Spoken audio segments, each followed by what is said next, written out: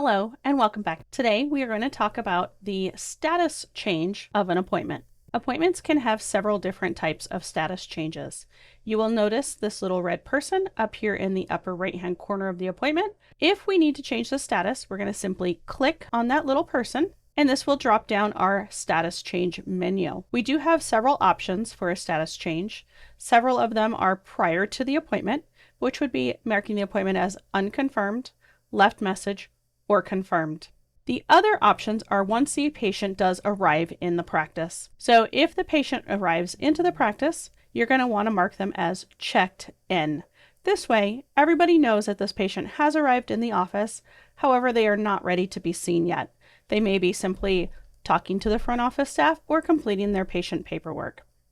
Once that patient is ready to be seen, that status is going to be changed to ready. Now everybody in the office knows that the patient is ready to be seen. The assistants, hygienist, or doctor can come grab their patient from the front office and escort them to the operatory. You will also notice each time we change a status of the patient being in the practice, you will have a timer listed on that appointment. And this is just a reference to know how long that patient has been in each status. There are also reports that will give you analytics on this information. The next status change is going to be patient being seen. Looks like a little tooth chart that does correspond to the tooth chart up on the top toolbar. This is once a patient is in the chair, so everybody knows where that patient is located. The next status option is going to be checking out. So this patient is done with their hygiene appointment or their surgery appointment. The assistants can mark this patient as checking out.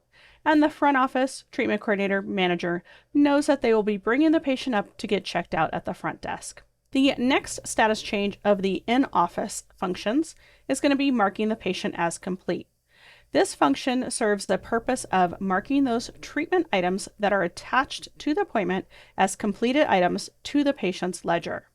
So let's go ahead and mark this patient as complete. This is bringing up all of those procedures that are attached to that appointment, and we can mark these transactions as completed.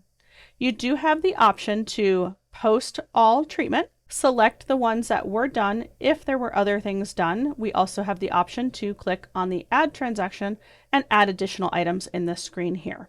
We're going to go ahead and say that this patient did have all of their treatment done for today as planned, and we're going to select post all. Once we select post all, that does bring us into the patient's ledger and you can see those procedures as completed items. Now let's return back to our scheduler for a moment. And now you will notice that this appointment has been grayed out and that little person is now the status of checked out or as a completed item.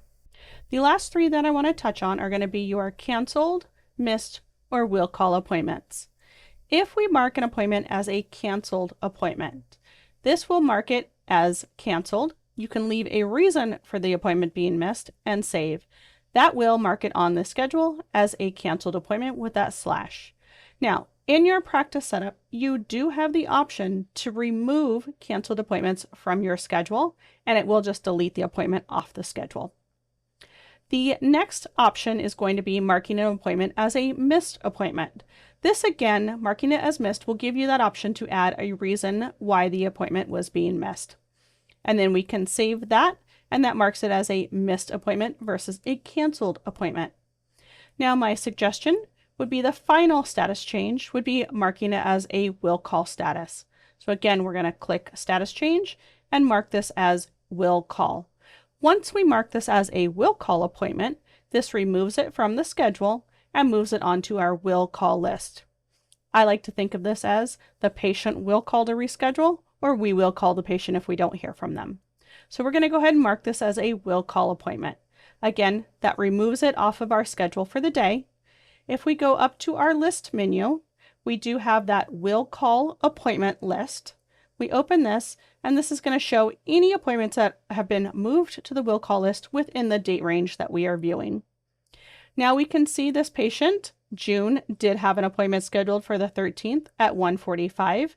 It will have any information on the appointment itself. If we click and open this appointment, it does take us right back to all of that information, so we have that handy.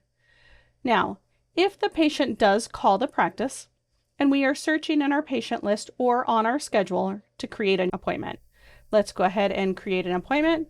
And this is for our patient June. We'll go ahead and select. This is telling us this patient has an appointment on the will call list. Would you like to use this appointment's information for your current appointment? If we select yes, that will apply all of that information and those procedures that were listed on that appointment to this new current appointment, and we can simply save that appointment. That will bring it back onto that scheduler and be in a status of an unconfirmed appointment wherever you place it on the schedule. Again, the will call list is a great reference to use so patients don't get missed and they do return for their appointments that they previously had agreed to. Thanks for watching.